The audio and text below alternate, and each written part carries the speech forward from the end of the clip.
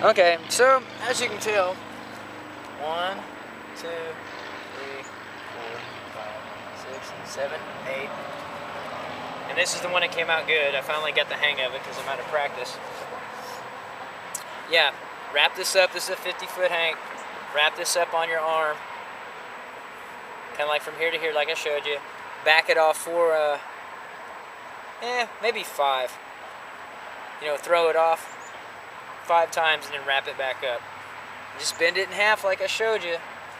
And that's pretty much it. Like I said, I tried the other ones, but the one method I like is I roll half of it up and then I just, for some reason, that just seems to appeal to me better. But this is actually how you get it to look exactly like you had it. If a 50-foot hank, it probably even works on it, like if you're cutting it in half.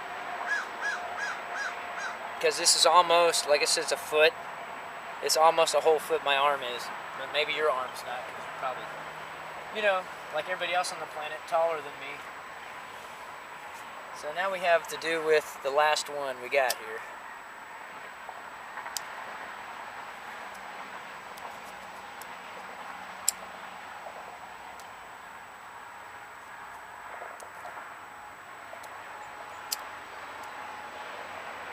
Alright, fix the end up.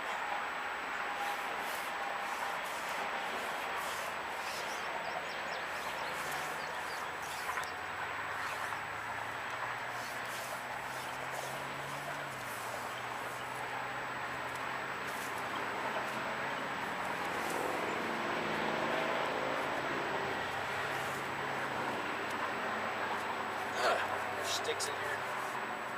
Great. And that's another reason why I don't like big hanks of paracord. Because guess what? Yay!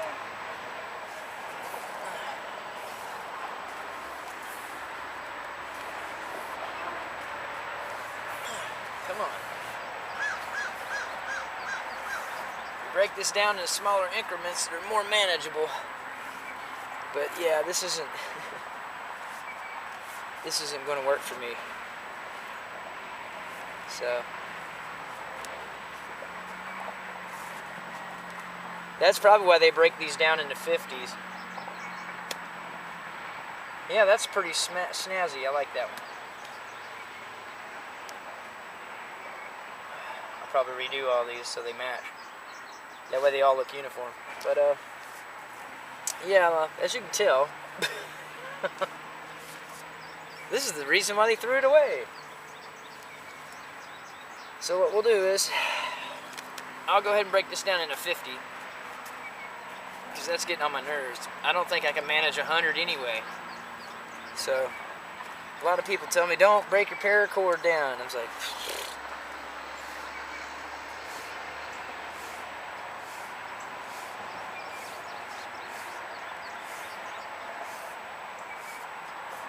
if I can't seem to manage it properly.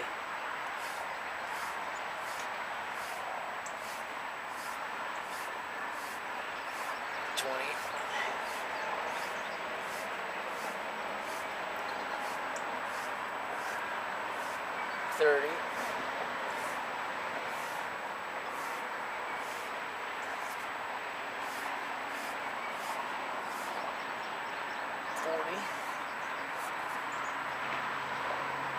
I can't even get a 40-foot piece out of this.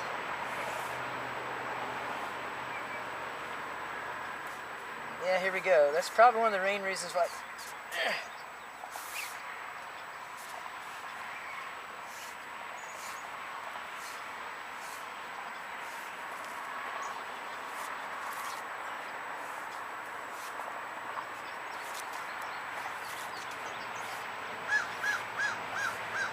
$50.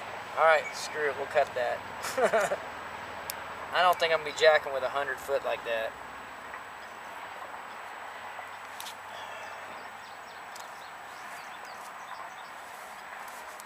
So we just broke this down, and this is a 52-foot, I guess. It's probably not exact, but there's enough there to have something. Oh yeah, that's just great, Glenn. Yeah. Now I know it. Like I said, they threw it away. They just didn't like managing it. Wasn't worth their time. Because their time is money.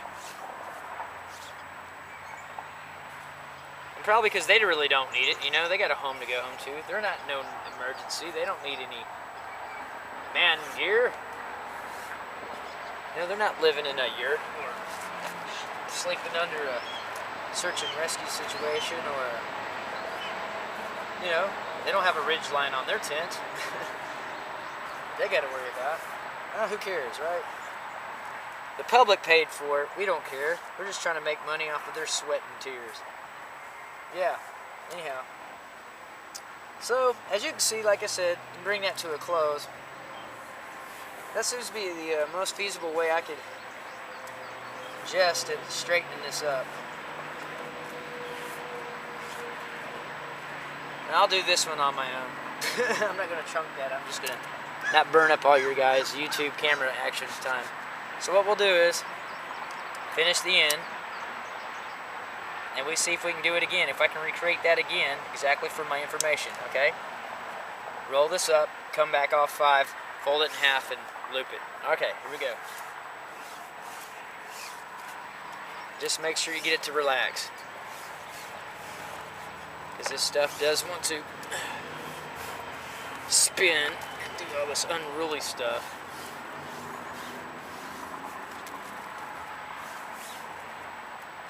And this is real military paracord. That's what it says on the, well, it used to say on the package, still got all rained on. Maybe this is why they had so much of a hard time chasing 3 guys in the desert. One of them sitting at home watching TV. Alright, so there we go. Get all this straightened out, unknotted. Then we can get on with the setting up our pace beads on our compass, because for some reason I don't think it's going to work for me. So maybe you have the same problem. I mean, I know the pace beads make sense and I need those. Anyhow, for my situation, but I don't like the compass, but I didn't have a choice in the matter because it was free and I didn't have any funding, and like I said, we got it from Missouri Lottery Points for Prizes. Because they have plenty of lottery tickets laying around, but no one has any money. No one has any currency, but they got plenty of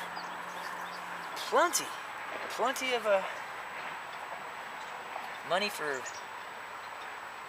buying sports stuff and Samsung smartphones and gambling. And I'm like trying to get a job here. I filled out over 2,000 applications, and no one's going to hire me. I'm overqualified, is actually what they said. I can't believe that, but okay. 50 foot, supposedly. 1, 2, 3, 4. Grab the top. Let it hang. Pull it down politely. Try to keep it organized. Right? Isn't that what we're trying to do? Bend it in half. I mean, that might work if we just bend it, right? Bend it in half. There we go. Remember, keep it uniform. Keep it straight. Alright. Uncle Glenn's a little out of whack. Okay, here we go. Now, concentrate on bringing it back.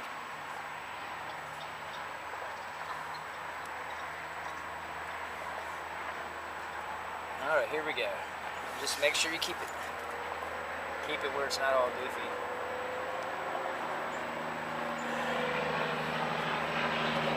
There we go.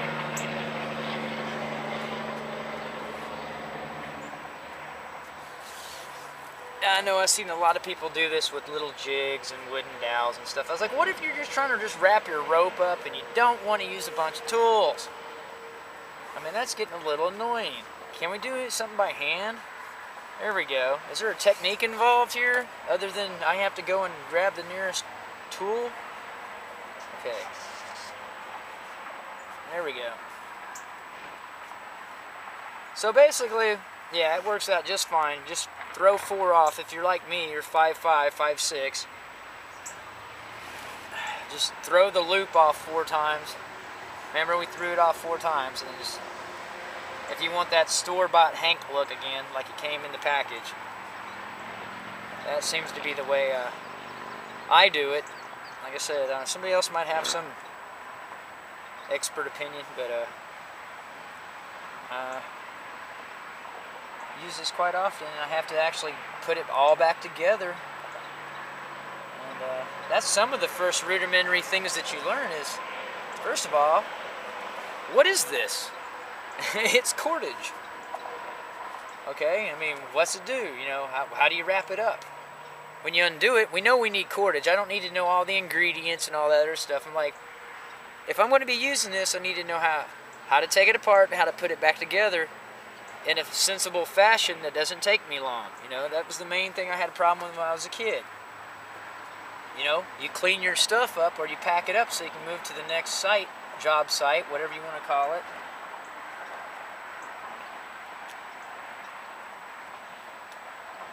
There you go. So, like I said, this is the way I usually do my extension cords too. So, this just made more logical sense to me, this one. But I prefer, if I'm trying to take them apart, I usually divide them in half inside the spool. But you can use them this way too. So there you go. That's one sensible way of putting your cordage back together in a real, you know, quick, easy fashion. In case you're kind of like astounded at how to do it, like I was. I was like, well, man. Yeah, see, what do you think? That one? That one ain't too bad. But there we go. This is all the 50-foot cordage we got. And, yeah, I told you I wasn't going to bug you with trying to straighten this out. But, you know, if you're kind of like wondering, like, oh, man, I got some cordage somebody gave me and I can't get it apart. It's not really hard to get it unraveled.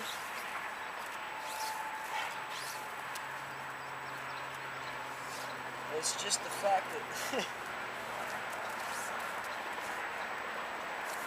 you know, you guys spend some time trying to follow around and finding the ends. So you just find the ends. That's usually what I do. I just find the ends, push them through. Eventually, when you keep bringing the ends back out, it'll finally do what you want to. But if you got bad eyesight like I do these days, it's not really worth the... So most of the time people give me stuff because they just won't do this right here. Well, I don't know how to do that, Avery. You can just have it. I'm just tired of it. Okay. I'll bring it up here and sit on the hill and drink a beer and unravel it.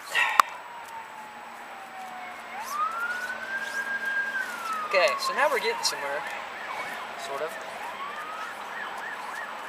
And with our new method that we memorized, see, we're filming it for posterity. Kind of like they do on cops. You know how they do that? Filming it for posterity. So they can show how cool they are and get you alienated to the fact that you're being abused on a daily basis. Alright. Then they wonder why nobody likes them. Okay, we're almost there. Like I said, just follow the ends. Just push them through. If it's really decent paracord and it's not really trashed, it should come out undone really, really simply. You just gotta, like I said, just be patient. Don't get all nervous. Try to get all the, oh yeah, by the way, I still live near the sheriff's department. No, I don't like them. As you can tell. Alright, fix your ends up. You know how we do it, we like to burn ourselves. Ow! Told you.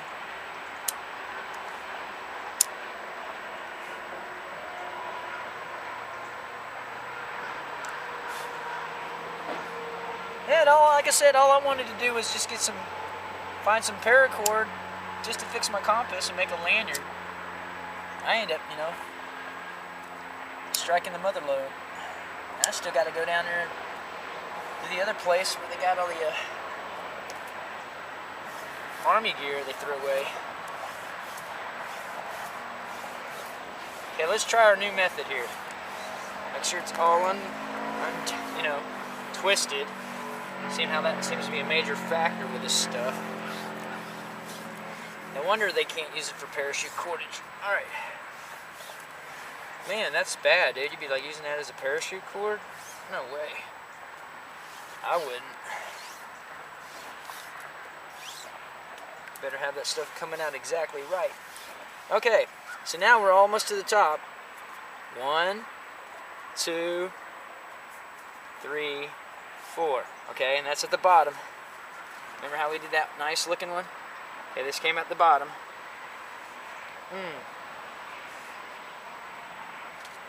Fold it in half. Keep it, keep it clean, kids. Keep it clean. Alright, here we go.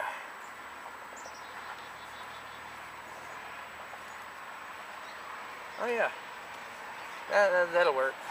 That seems to be a good system. So yeah, if you got a 50-foot paracord strand, you want to put it back into the hank, just do what I did right there. Keep it clean, kids. Keep it clean.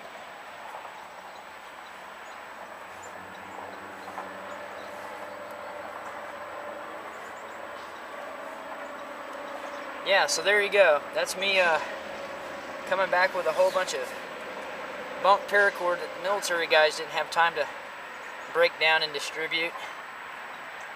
And I guess hank back up because, well, maybe they don't know how. That wasn't too complicated. That just took me, what, 45 minutes maybe?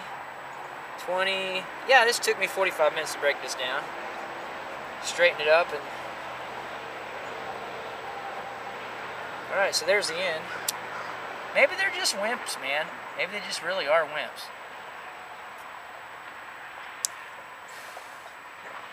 I always thought the guys that were in charge, the gear would be, badass. Yeah. Oh, these are salesmen. That's right. These are like probably paper pushers. Yeah.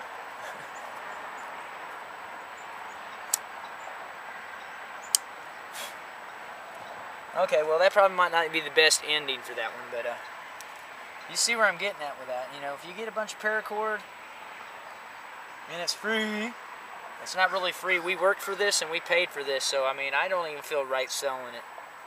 So that's what I was saying. I was like, well, if somebody needs it for legitimate purposes, I got to give it to them. I can't sell it because we've already paid for this. This was paid for. We made this. We bought this. This is ours. So, hey, maybe that's what the war's actually really about. Could be. Anyhow, there you go. So we ended up with 1, 2, 3, 4, 5, 6, 7, 8, 9, 10. So yeah, we ended up with 500 foot of paracord. Anyway, so maybe some of this helped you guys. If it did, hit the like button or subscribe or shoot me an email or holler at me, call me. Come by out here where I'm at. I'm in Columbia, Missouri, out here by the Friendship area. I'm pretty cool. I don't bite.